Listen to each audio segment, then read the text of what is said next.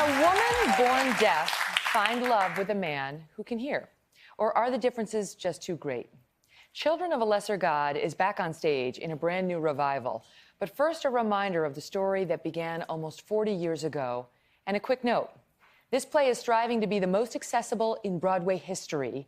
So the play is closed captioned, and you will see that reflected in the clips as well. Watch this. I have more than enough communication skills.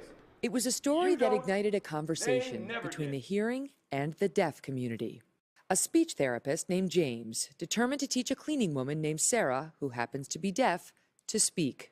I was always expected to learn to speak, but I don't speak. I don't do things that I can't do well. Children of a Lesser God hit the Broadway stage back in 1979 and was made into a film 7 years later. No one's ever gonna speak for you again? Come on. How are you gonna manage? Marlee Matlin took home Oscar Gold, becoming the only deaf actor in history to win the statue. For the first time in 39 years, the play is back on Broadway.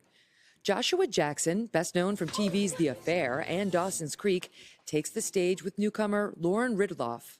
What if you and I went to go live in a city somewhere? To see if romance can survive with sound and in silence. Joshua Jackson and Lauren Ridloff, welcome. Welcome to you both. Also with us is Lauren's translator, Candace Penn. Nice to have you here. All right, so this is a Broadway debut for both of you. First of all, you're up there for the entire 2.5 hours, signing, speaking. Yeah. We can know whether you have it right because there's closed captions, so he can't skip a word. That's true. How much pressure is that on you for your Broadway debut? It's everything. I mean, it is as much pressure as I could possibly put on myself, but it is such a joy every night. I mean, the word cop up above, I could live without that. Yeah, but, of course. But to go out every night and have the opportunity to do every single thing that I know how to do as an actor and put that on stage with her is amazing. Now, I love your story, Lauren, because is it true you were not originally looking for a role as an actress in this play? I wasn't, not at all. And at first, I just began working with our director, Kenny Leon. I was teaching him American Sign Language, teaching him about deaf culture, and one thing led to another, and here I am on Broadway. So what happened? He's sitting there saying, wait, I think I found my leading lady. I guess he did. Isn't that an incredible way to get cast as the lead in a Broadway play? I mean, it's even stranger than that. I mean, you kind of have to, like, tell that story. Yes, tell. Tell the whole story. You do it.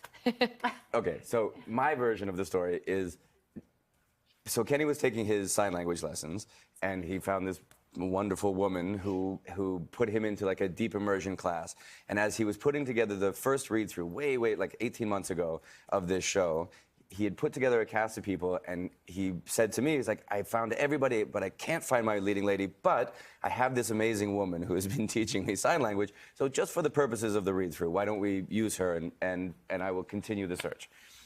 So we get into the first day of the read-through, which is a rehearsal day, and we get up to the climactic scene, and it doesn't give any of the power of it away to say, Lauren says, through Candace, look, I haven't used my voice in 25 years, and I'm not sure how it's going to hold up if I use it 2 days in a row.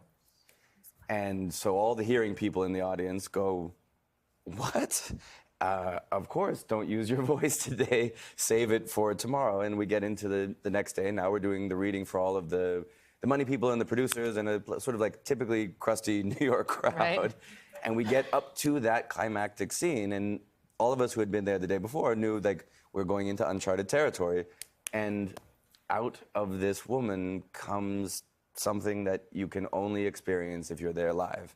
And this crackling energy goes through the room, and I completely came unglued, and by the time I was brave enough to look up at everybody in the room, they had completely come unglued. And we get through the next 10 pages of the thing, we finish it up, and Kenny and I are walking down 9th Avenue afterwards, and just awestruck, frankly. And I remember us both saying to each other, like, man, if she can do that, that's our woman. We've found her. That is your woman, because Really? now the reviews of the show, of your performance, have been superb. I mean, they cannot say enough powerful, amazing things about you. And you do have a lot in common with the character that you're playing, especially when it comes to being deaf and your choices when it comes to speaking. Can you expand on that? Yeah, absolutely. Yes, on the surface, I have a lot in common with Sarah. We were both born deaf. We both went to a residential school for deaf children, and we both made a conscious decision not to use our voices. When I was 13, I went to a sleepaway camp, and I was there with other deaf children and deaf adults who were the counselors, of course. And I realized for the first time I could express myself freely in American Sign Language, rather than trying to do SimCom, which is what Josh has to do on stage, and that means he has to speak his lines and sign his lines, and signing them in English order at the same time. And it feels like that, you know, when you try. That we all got. Yeah. So I don't know how Josh does it every night. I am in awe. He's amazing.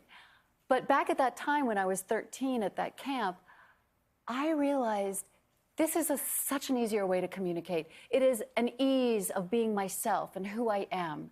And I decided when I went home, I told my family, that's it. I'm not going to use my voice anymore. Mm-hmm. Wow. Well, your beauty shines through. We hear you and understand you perfectly in everything you do. I feel like that beauty comes from within, and whether you express it with your voice or your hands, we see it. I can't let you go without asking you about the affair. I mean, please. So are Cole and Allison getting back together? But just before I let you go. No. That's not giving anything Spoiler! away. It's not giving anything away. I think the ads make that very clear. Oh, well, I don't know. I'm kind of still rooting for that. I'm definitely not wanting her with Noah. So just thank you for clearing That's that not up. where the story goes. See, now that's the tease. Ooh. Yeah. Have you started shooting? We finished it. We shot that. I finished that literally right before I came here to start this. Wow, no rest for the weary. Good luck with it. All the best to you both. Thank you. Yeah. Thank you. Thank you. Don't forget, Children of a Lesser God is currently playing at Studio 54 on Broadway, and we have a special surprise for the audience. Everyone here is getting a pair of tickets to the play. Everybody here. Hello, Today fans. Thanks for checking out our YouTube channel. Subscribe by clicking that button down there, and click on any of the videos over here to watch the latest interviews, show highlights, and digital exclusives.